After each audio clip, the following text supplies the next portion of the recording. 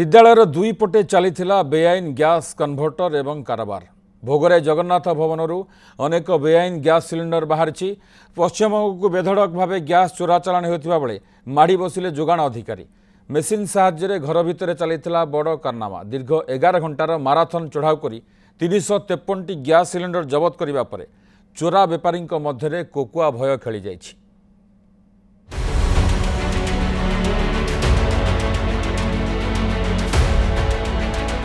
भोगराई जोगाण विभाग बड़ धरणर रेड बड़ दुर्घटना आगु जबत है 353 सिलिंडर पश्चिम बंग को चोरा चालाण होता गैस केमिति एमानंकु मिलिला एते सिलिंडर रैकेट पछरे कहार हाथ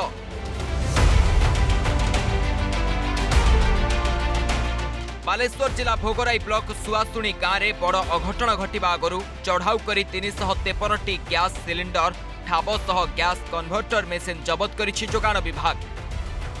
सुआसुणी गाँव में विद्यालयर गोटे पटे संजय कुमार दास उर्फ दीपू एवं आरपटे जगन्नाथ भवन रे जगन्नाथ दास दीर्घ वर्ष धरी डोमेस्टिक गैस आनी बेआईन भावे चोरा चालाण करुथिले।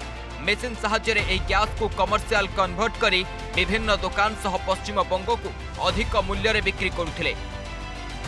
ए सूचना मिलिबा परे जिला जोगाण अधिकारी और भोगराई जोगाण अधिकारी मिलित चढ़ाऊ करथिले। तेबे घर मालिक घर भीतर पटु कबाट लॉक करी कन्भर्ट मेसीन को पछपट जंगल और गाड़ी को छाड़ी चंपट मारिथिले। पुलिस कबाट भांगी टांकी गुड़िक जबत पाई चेष्टा करिबा बेले जंगल रु कन्भर्ट मेसीन को जबत करा जायथिला।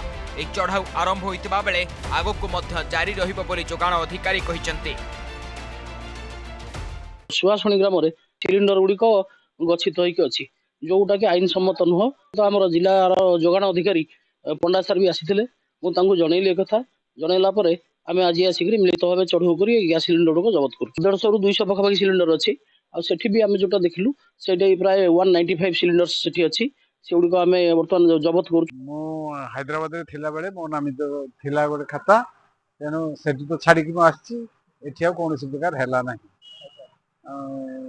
तेणु मोर ब्लाक रे किणा आज तो किणली 950 केते 700 केते 800 जते जिमती रेट ब्लाक रेट सिमती नउची।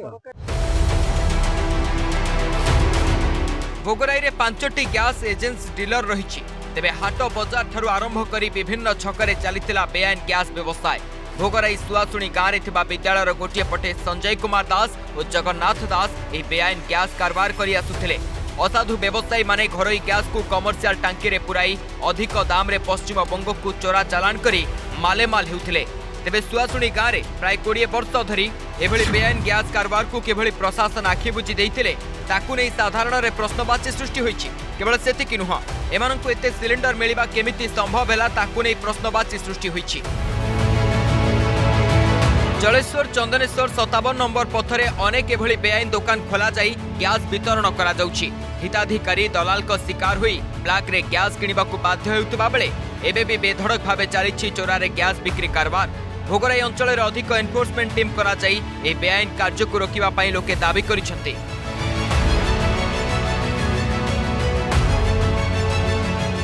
किछि दुर्नीतिखोर किछि कला व्यवसायी आमर गैस को ब्लैक कारबार करुचंती कला कारबार करुचंती दुर्नीति करुचंती एवं बेआईन भावे लोकंक पाखरु शोषण करुचंती। जोगाण विभाग रो बड़ बड़ अधिकारी माने आसिकी ताको चढ़ाऊ करुचंती सत किंतु यह संपूर्ण चढ़ाऊ हेउ नाही।